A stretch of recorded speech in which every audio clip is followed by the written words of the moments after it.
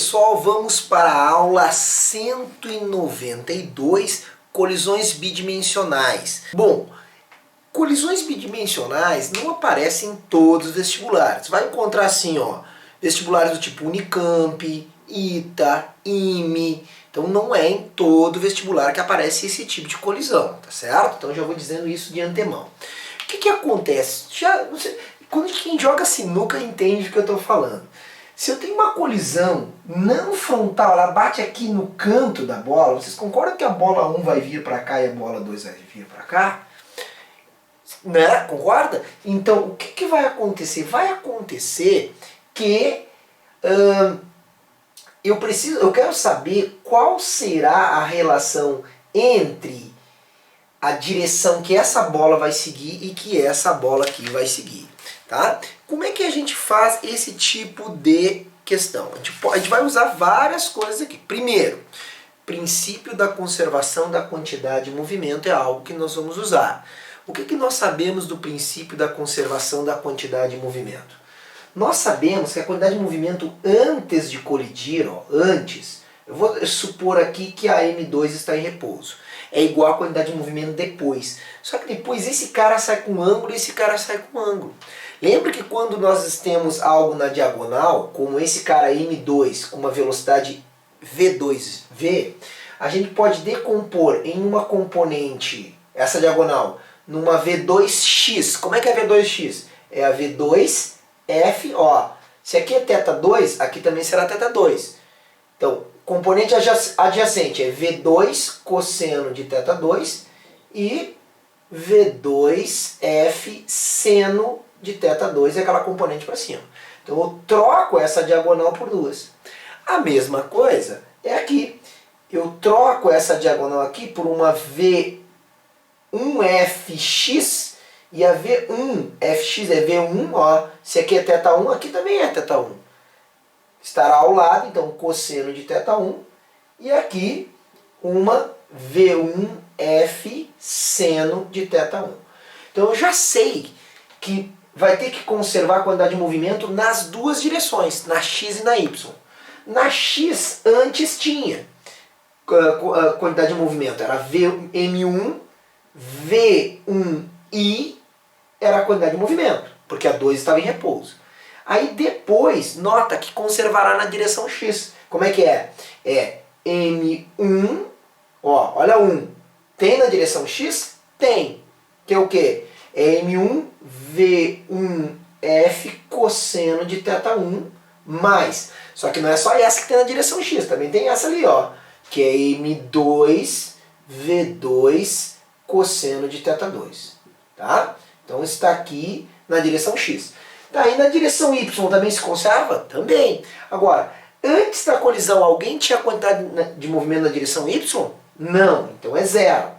Depois eu tenho esse cara indo para cima e esse cara indo para baixo. Então, M2, aí nós vamos usar uma linguagem vetorial, tá? Então, M2, V2F seno θ, aqui é θ2, não vou confundir, porque geralmente se pede usando seno de θ2, tá? Mais o quê? Mais o quê? Mais vetorialmente aqui, tudo vetor, tá? Faltou aqui, tudo é vetor aqui. Mais esse vetor aqui que é o M1 V1F seno de θ1. Ou seja, vetorialmente, esse vetor aqui vai ter que se anular com esse, porque a soma desses dois vetores tem que dar zero. Tá? Então nós temos já duas condições aqui. Duas condições. Nós temos na direção x tem que conservar a quantidade de movimento e na direção y. Só que nós temos mais coisas. O que nós temos? Nós temos que nota que esse vetor aqui, olha só, uma questão geométrica. Esse vetor apontava, a quantidade de movimento do sistema antes apontava na direção x. Então, se a quantidade de movimento do sistema antes tem que ser igual a depois, então esse vetor aqui, ó, que é a quantidade de movimento 2 depois, e a quantidade de movimento 1 depois, somados vetorialmente, a soma desses dois vetores, vai ter que dar a quantidade de movimento antes, que era apenas a do 1 antes. Ou seja, olha só, Se eu pegar aqui a soma de θ1 mais θ2, somar vetorialmente a Q1. Quem é a Q1? É M1 V1 F, vetorialmente. E a M2 V2 F vetorialmente, essa soma vetorial vai ter que dar absolutamente para a direita, que é quem? Que é M1 V1 I. Tá? Agora, como é que eu faço a soma de vetores? Olha a soma vetorial. Tá aqui eu tenho um ângulo entre os vetores, que é o que é o ângulo entre os vetores? É θ1 mais θ2.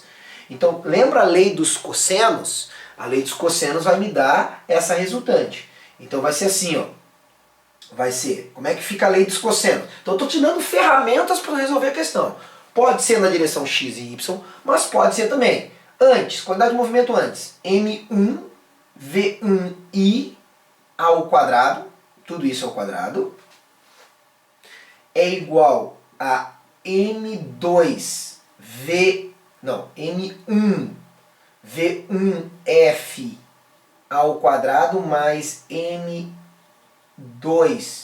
v2f ao quadrado, tá? Nota, se eu tenho lei dos cossenos para o vetor, né? Lembra que o vetor, a gente põe um mais aqui. Vai ficar muito grande isso aqui se eu botar M1, V1. Ao invés de botar M1, V1, vamos botar aqui, ó. Vou chamar esse cara aqui de Q1F final. Esse aqui é o Q2F. E esse aqui é a quantidade de movimento do 1 inicial. 1 inicial, tá? Agora vai ficar mais fácil aqui. Então vai ser assim, ó. Lei dos cossenos, Q1i ao quadrado é igual a Q1f ao quadrado mais Q2f ao quadrado. Depois tu só substitui por massa vezes velocidade. Mais 2 vezes Q1f mais... Q1f vezes Q2f.